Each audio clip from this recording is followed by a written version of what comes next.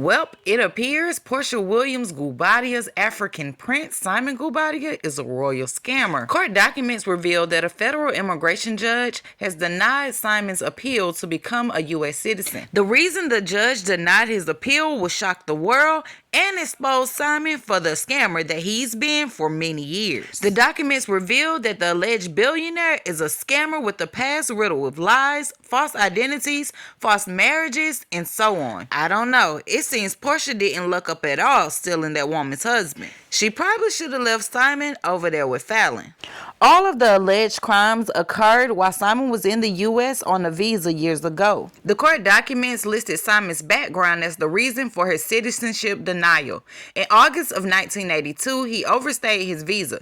In September of 1987, he pled guilty to bank and credit card fraud, a felony offense. And then, in January of 1989, he was arrested for unauthorized use of a vehicle, and in 1990, he was arrested for ID fraud. But he didn't stop there. In 1999, he went on to commit more credit card and ID fraud. He just couldn't stop. He had to be physically removed from the United States. Can you say deportation? But wait, before he was removed, he used a fake identity to receive temporary resident status in the U.S. under the Special Agricultural Work Program, better known as SAW. As a part of the program, his temporary resident status would be upgraded to permanent after waiting a period.